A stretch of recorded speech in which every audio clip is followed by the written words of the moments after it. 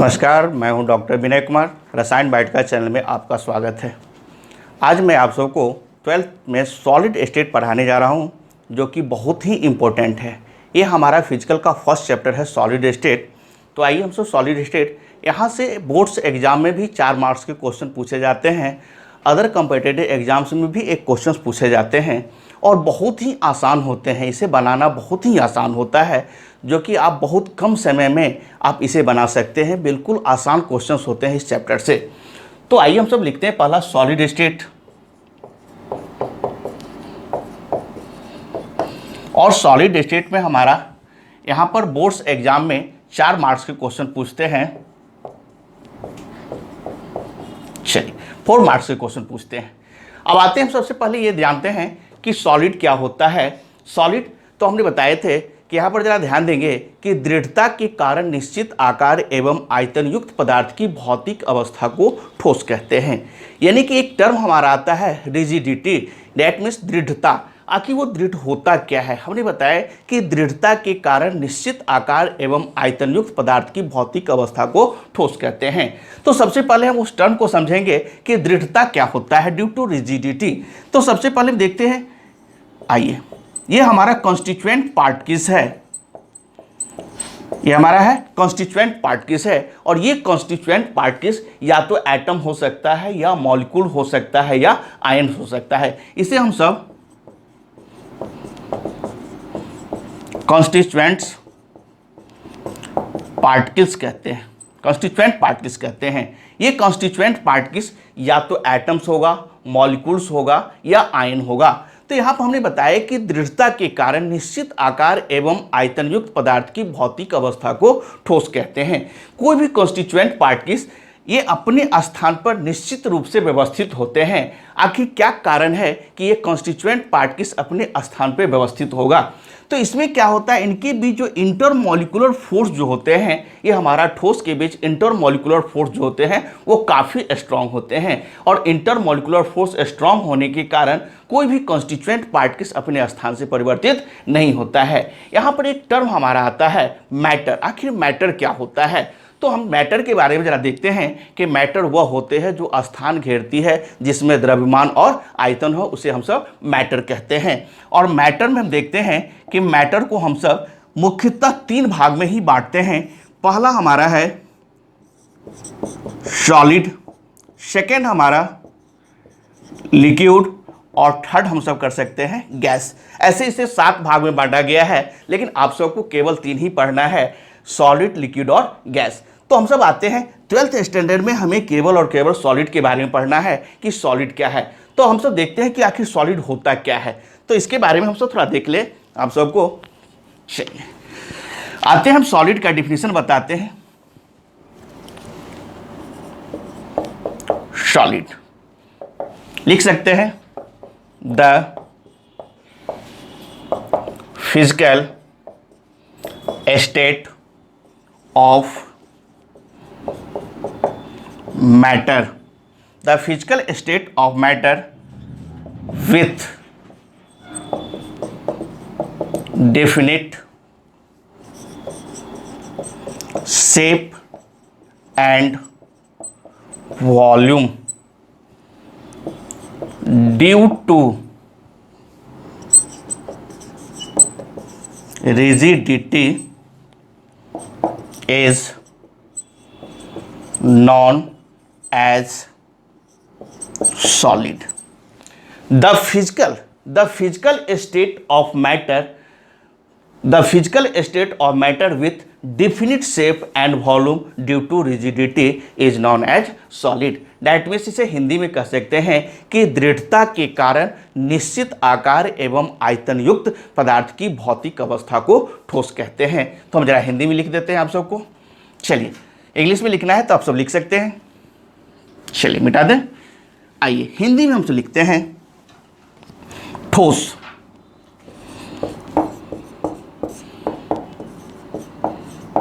दृढ़ता के कारण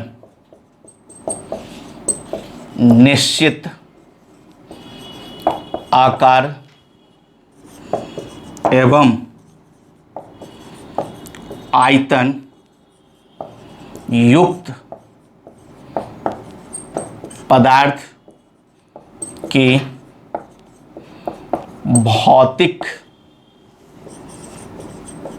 अवस्था को ठोस कहते हैं।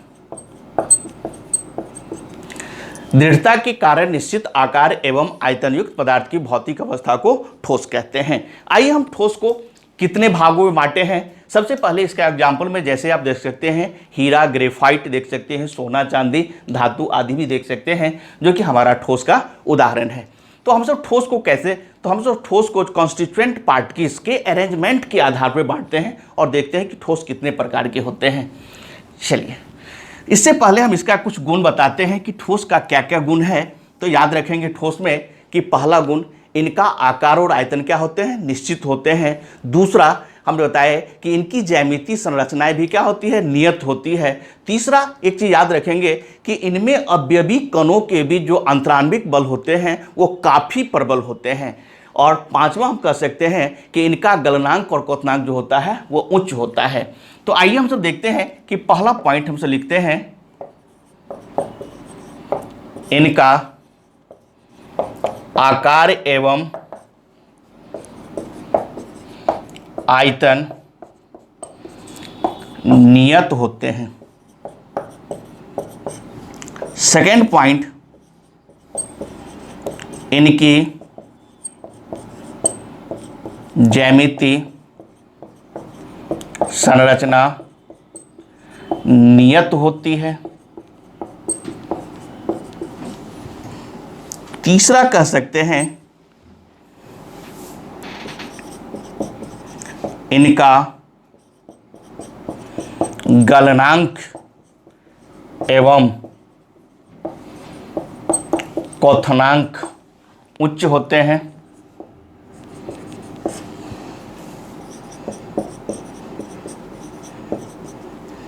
चौथा, ये भंगुर होते हैं। पांचवा, इनमें अवयवी कणों के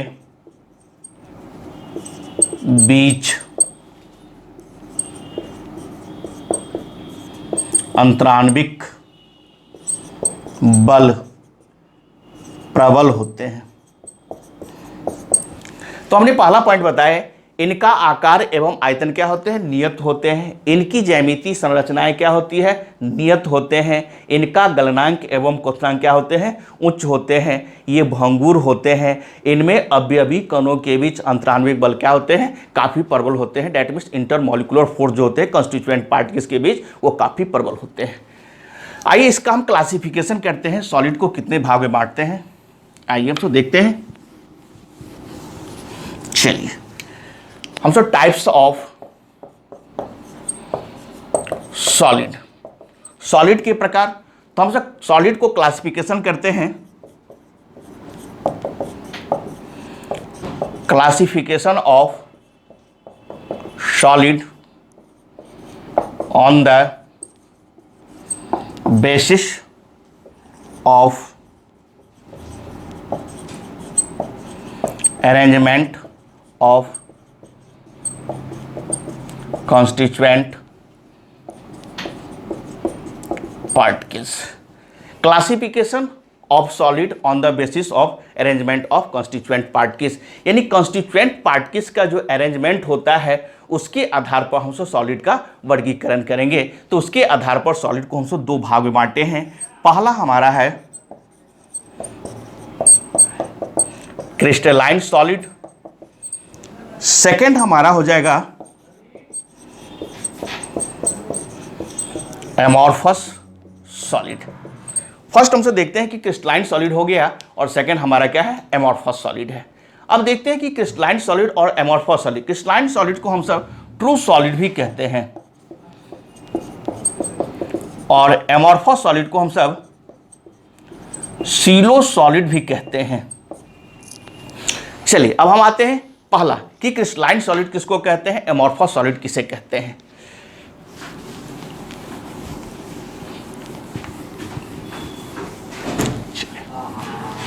आइए क्रिस्टलाइन सॉलिड, क्रिस्टलीय ठोस।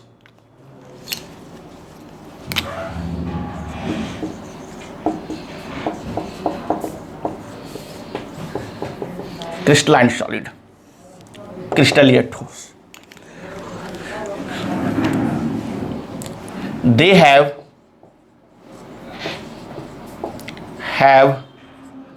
a regular arrangement of constituent particles is known as crystalline solid.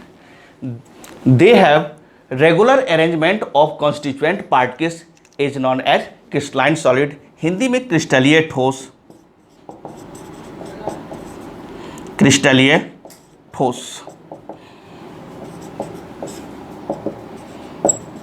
वैसा ठोस जिनमें अवयवी कण नियमित क्रम में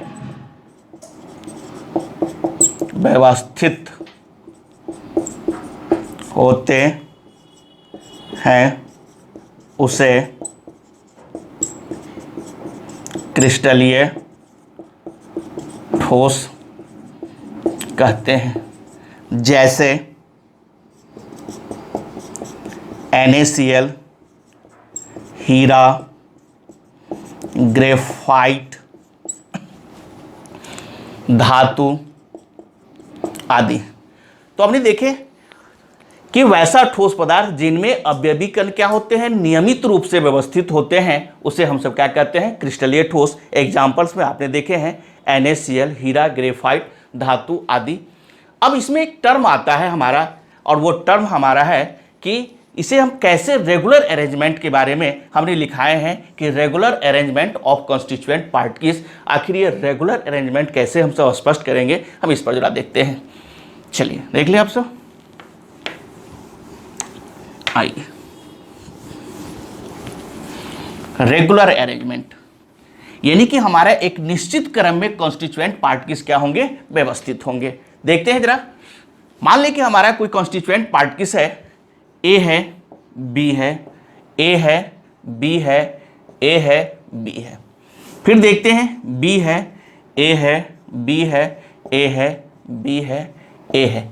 देखते हैं एक डिफिनिट क्रम में कि ए के बाद बी आएगा, बी के बाद ए आएगा, तो एक निश्चित क्रम में व्यवस्थित होते हैं। इसी को हम सब क्या कहते हैं, रेगुलर अरेंजमेंट्स कहते हैं।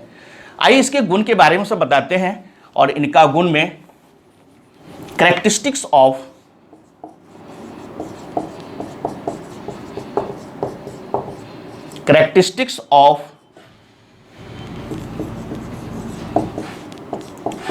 क्रिस्टलाइन सॉलिड, यानी कि हम सब कह सकते हैं क्रिस्टलीय ठोस के गुण या अभिलक्षण कर सकते हैं।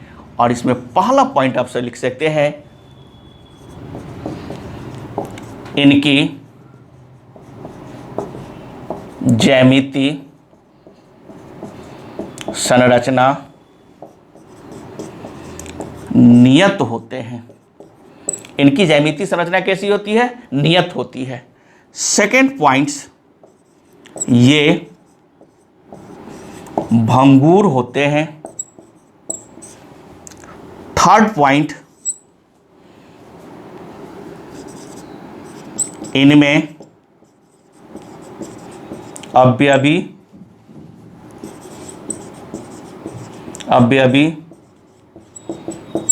कणों की व्यवस्था दीर्घ परासी डेट मीन्स को कहते हैं लॉन्ग रेंज। इनमें अवयवी कणों की व्यवस्था दीर्घपरासी होते हैं।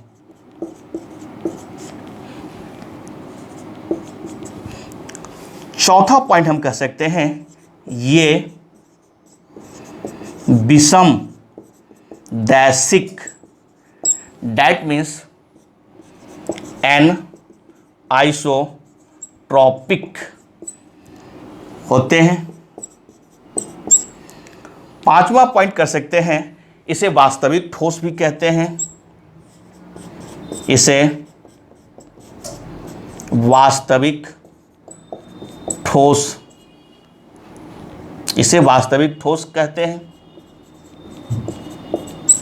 चलिए, तो हमने पहला पॉइंट बताया है कि इनकी ज्यामितीय संरचनाएं क्या होती है, नियत होती है, ये भंगुर होते हैं। इनमें अवयवी कणों की व्यवस्था दीर्घपरासी, दैट मीन्स लॉन्ग रेंज होते हैं। ये विषम Desika, that means an isotropic होते हैं। और नेक्स्ट हमारा है इसे वास्तविक ठोस भी कहते हैं। तो ये हम देख रहे हैं कि ये 5 पॉइंट आप इसका गुण देख रहे हैं। और पांचों पॉइंट में हमने पहला पढ़ता है कि इनकी ज्यामितीय संरचनाएं नियत होती है, ये भंगुर होते हैं, इनमें अवयवी कणों की व्यवस्था दीर्घपरासी होते हैं, ये विषम देशिक होते हैं और इसे वास्तविक ठोस कहते हैं। तो हमारा यहाँ पर 2 टर्म आता है, एक टर्म आता है लॉन्ग रेंज और दूसरा टर्म आता है एन आइसोट्रॉपिक। देखते हैं दोनों के बारे में कि लॉन्ग रेंज और एन आइसोट्रॉपिक क्या होते हैं।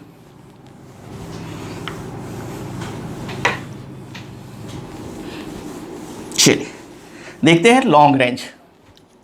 तो हम देख रहे हैं अभी तक व्यवस्था किए थे कि मान लीजिए कि हमारा अरेंजमेंट है, ए है, बी है, ए है, बी है, A B, A B, B A B, A B, A B, A B, A B, A B, A B.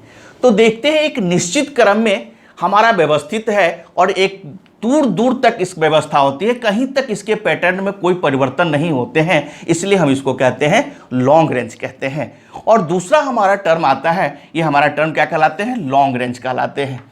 आते हैं दूसरा हमारा था एन आइसोट्रॉपिक, विषम देशिक। तो विषम देशिक के बारे में बताए थे कि पदार्थ का वह भौतिक गुण जो सभी दिशाओं में क्या होती है, भिन्न भिन्न होती है, उसे हम विषम देशिक कहते हैं। अब ये आपको डाउट होगा कि सर हमें ये समझ में नहीं आया कि विषम देशिक में पदार्थ का भौतिक गुण, जैसे पदार्थ का भौतिक गुण हो गया अपवर्तनांक हो गया, उसके बाद विद्युत आवेश हो गया, विद्युत धारा हो गया। तो ये हम देखते हैं कि इनका जो भौतिक गुण है वो सभी दिशाओं में क्या होगा, भिन्न भिन्न होगा। तो इसको हम स्पष्ट करते हैं कि मान लीजिए कि हमारा ये लेते हैं कॉन्स्टिट्यूएंट पार्ट किस, फिर हम ले लेते हैं ये। चलिए हम यहाँ डिफरेंट कलर ले रहे हैं, एक हमने ब्लैक लिए हैं, दूसरा हमने रेड लिए हैं। चलिए अब इसके नीचे हम जहाँ जहाँ हमारा ब्लैक है उसके नीचे रेड करते हैं, रेड रेड रेड। चलिए फिर देखते हैं,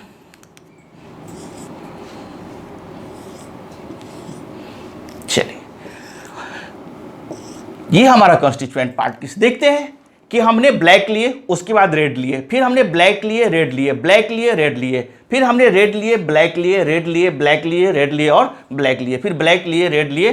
तो ये हमारा है। अब इनका भौतिक गुण देखते हैं कि सभी दिशाओं में क्या होना चाहिए, भिन्न होना चाहिए। मान लीजिए हम इस डायरेक्शन में जा रहे हैं, तो इस डायरेक्शन में देख रहे हैं कि पहला ब्लैक है, फिर हमारा रेड है, फिर ब्लैक है, फिर रेड है, फिर ब्लैक है, फिर रेड है। तो हम जब इस डायरेक्शन में जा रहे हैं तो देख रहे हैं कि हमारा क्या मिल रहा है, एक ब्लैक मिल रहा है, दूसरा रेड मिल रहा है, एक ब्लैक मिल रहा है, दूसरा रेड मिल रहा है। लेकिन जब हम इस डायरेक्शन में आते हैं तो इस डायरेक्शन में देखते हैं कि हमारा दो ब्लैक मिल रहा है और एक रेड मिल रहा है। तो इसलिए हमने कहे थे कि एन आइसोट्रॉपिक में जो होता है इनका भौतिक गुण सभी दिशाओं में समान नहीं होता है। अभी आप देख रहे हैं बोर्ड पे कि जब इस डायरेक्शन में, मान लें कि किसी पार्टी में आप जा रहे हैं और उस पार्टी में आप क्या है कि एक कतार में लड़का खड़ा है, दूसरे कतार में लड़की खड़ी है, तीसरे कतार में बच्चा खड़ा है, तो वहाँ पर डिटेक्ट करना आपके लिए आसान होगा कि आप क्या कर रहे हैं, उसे डिटेक्ट कर सकते हैं कि हाँ इस कतार में लड़के खड़े हैं, इस कतार में लड़कियां खड़ी है, इस कतार में बच्चे खड़े हैं। तो वहां पर आपका एक अरेंजमेंट सही ढंग से अरेंजमेंट है।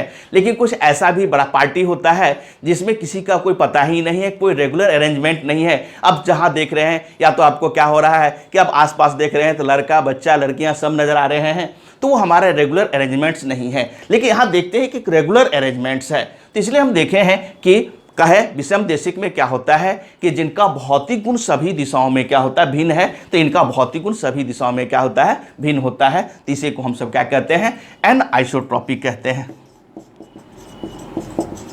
An isotropic. और इनका भौतिक गुण जैसे इनका अपवर्तनांक हो गया तो इनका अपवर्तनांक सभी दिशाओं में क्या होगा, भिन्न भिन्न होगा। तो ये हमारा क्रिस्टलीय ठोस था। अब हम सब आते हैं अक्रिस्टलीय ठोस की ओर। चलिए, एमॉर्फस सॉलिड सेकेंड टाइप्स हमारा है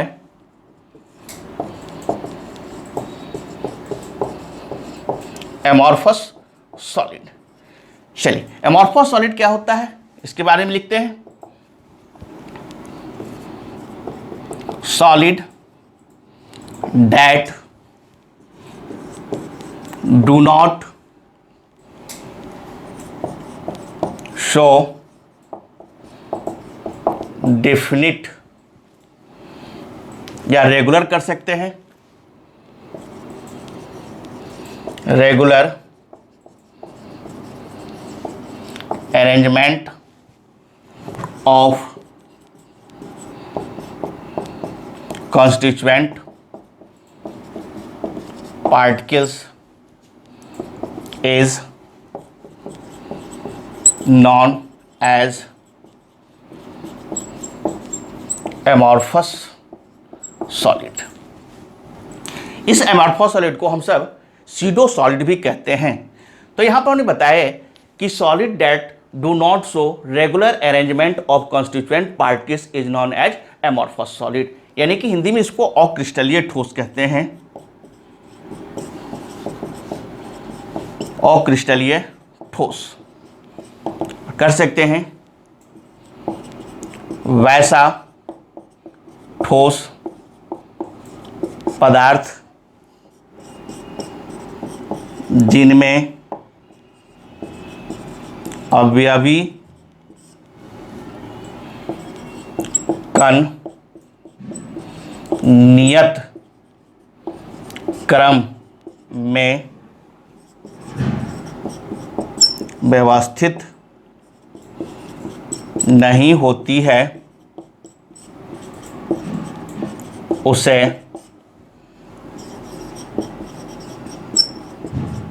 अक्रिस्टलीय ठोस कहते हैं। कह सकते हैं कि वैसा ठोस पदार्थ जिनमें अवयवी कण नियमित रूप से व्यवस्थित नहीं होते हैं उसे अक्रिस्टलीय ठोस कहते हैं। आप एग्जाम्पल्स में लिख सकते हैं, पहले इसको देखेंगे फिर हम दो टर्म समझाएंगे। चलिए, एग्जाम्पल्स में आप सब लिख सकते हैं रबर, प्लास्टिक, कांच, वसा, बहुलक आदि। हमने बताया रबर, प्लास्टिक, कांच, वसा, बहुलक आदि। इसे एग्जाम्पल में याद रखेंगे। अब आते हैं इसके गुण के बारे में, और गुण में कैरेक्टरिस्टिक्स ऑफ एमॉर्फस सॉलिड, यानी अक्रिस्टलीय ठोस के गुण। और इसमें पहला पॉइंट आप सब याद रखेंगे, इनकी ज्यामिति,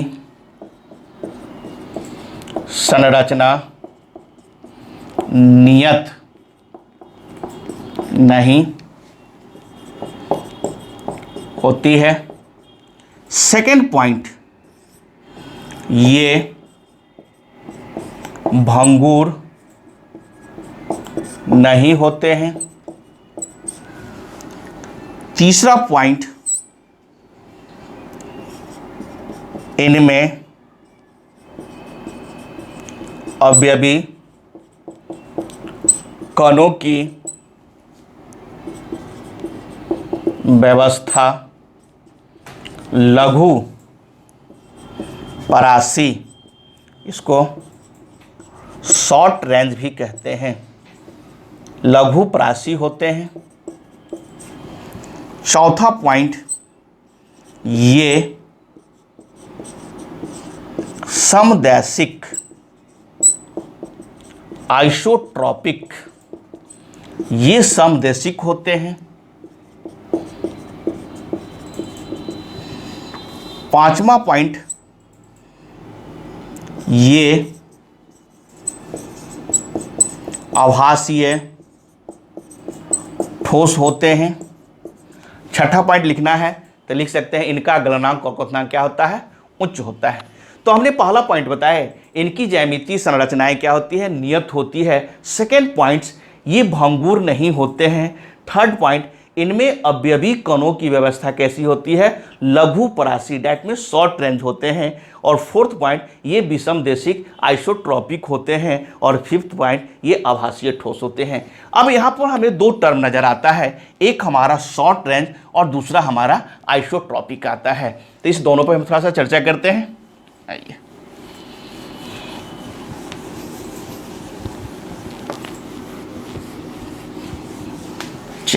तो हमने यहां पर बताया शॉर्ट रेंज। अब देख रहे हैं कि हमारा कॉन्स्टिट्यूएंट पार्ट किस लॉन्ग रेंज में हमने बताए थे कि एक डिफिनिट क्रम में उसका अरेंजमेंट होता है, बट यहां पर ऐसा कुछ नहीं होता है। ए हो गया, बी हो गया, हो सकता है अब जो हमारा कॉन्स्टिट्यूएंट पार्ट किस आएगा वो बी ही आ गया, फिर हमारा ए आ गया। अब ये जरूरी नहीं है कि फिर हमारा बी आएगा, फिर हो सकता है ए आ गया, फिर हमारा बी आया, ए आया, बी आ गया, ए डबल आ गया। तो यहां पर देखते क्या है कि जो हमारा कॉन्स्टिट्यूएंट पार्ट किसका अरेंजमेंट है, एक रेगुलर अरेंजमेंट नहीं है।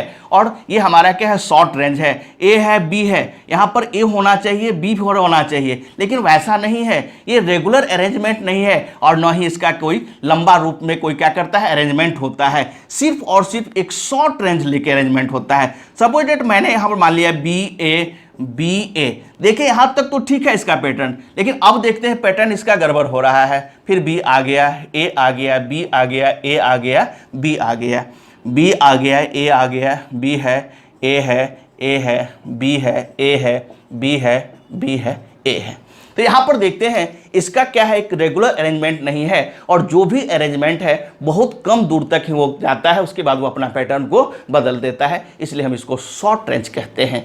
और एक टर्म और आज हमारा आता है और वो हमारा है एन आइसोट्रॉपिक। सिर्फ आइसोट्रॉपिक है, तो आइसोट्रॉपिक में क्या होता है, हमने आइसोट्रॉपिक बताए थे कि ये गुण हमारा जो होता है अक्रिस्टलीय ठोस में होता है। और आइसोट्रॉपिक बताए थे कि उनका भौतिक जो गुण होता है वो सभी दिशाओं में क्या होता है, समान होता है। तो इसका जो भौतिक गुण होता है आइसोट्रॉपिक का, वो सभी दिशाओं में क्या होगा, इक्वल होगा। और ये गुण जो हमारा है अक्रिस्टलीय ठोस में पाया जाता है। ये कन्फ्यूजन यहाँ पर दूर हो कर लो। कभी कभी बच्चे गलती करते हैं कि एन आइसोट्रॉपिक को अक्रिस्टलीय में लिख देते हैं और आइसोट्रॉपिक को क्रिस्टलीय में लिख देते हैं। इस पर थोड़ा सा ध्यान देंगे। ये जो गुण हमारा है आइसोट्रॉपिक का, ये केवल आपको अक्रिस्टलीय ठोस में पाया जाता है। चलिए, इसके बाद अब हम सब करते हैं, दोनों में डिफरेंस बताते हैं क्रिस्टलीय और अक्रिस्टलीय में। ऐसे आपसे वहां से लिख सकते हैं, लेकिन फिर भी आपसे देख लेंगे कि difference between crystalline solid and amorphous solid. तो एक पार्ट में हमसे लिखते हैं क्रिस्टलाइन सॉलिड,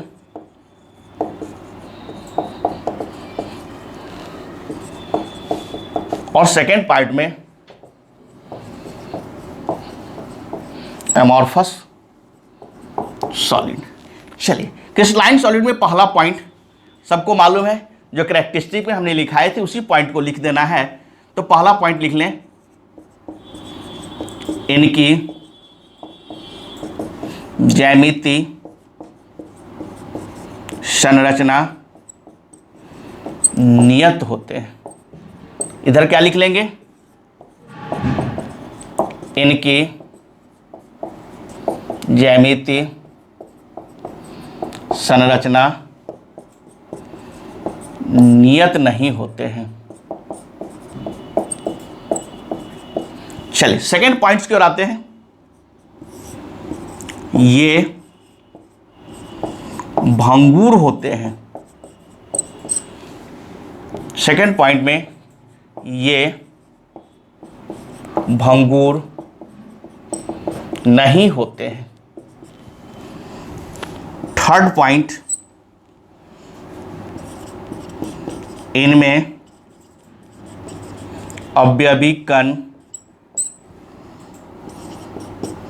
दीर्घ परासी रूप से, दीर्घ परासी रूप में व्यवस्थित होते हैं। यहाँ लिख देंगे, इनमें अवयवी कण लघु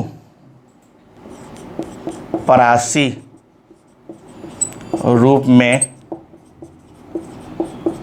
व्यवस्थित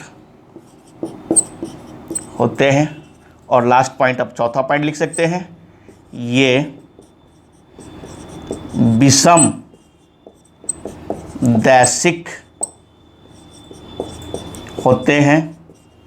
यहाँ पर लिख लेंगे, ये सम दैशिक होते हैं। चलिए, अभी हमने आपको देखे कि आपको क्या करना क्या है कि difference between crystalline solid and amorphous solid, यानी कि दोनों में अंतर, क्रिस्टलीय और अक्रिस्टलीय में अंतर। तो पहला पॉइंट है, इनकी ज्यामितीय संरचनाएं नियत होती है, इनकी ज्यामितीय संरचना नियत नहीं होती है। ये भंगुर होते हैं, ये भंगुर नहीं होते हैं। इनमें अवयवी कणों की व्यवस्था दीर्घ परासी होते हैं, लॉन्ग रेंज होते हैं। इनमें अवयवी कणों की व्यवस्था लघु परासी होते हैं, यानी कि इसमें हम कह सकते हैं कि शॉर्ट रेंज होते हैं। ये विषम देशिक होते हैं, ये समदेशिक होते हैं। तो ये आपका था क्रिस्टलीय और अक्रिस्टलीय में अंतर। अगले लेक्चर में हम सब पढ़ेंगे कि टाइप्स ऑफ क्रिस्टलाइन सॉलिड, यानी क्रिस्टलीय ठोस का प्रकार, कि हम सब क्रिस्टलीय ठोस को कितने वर्गों में बांटे हैं। Thank you.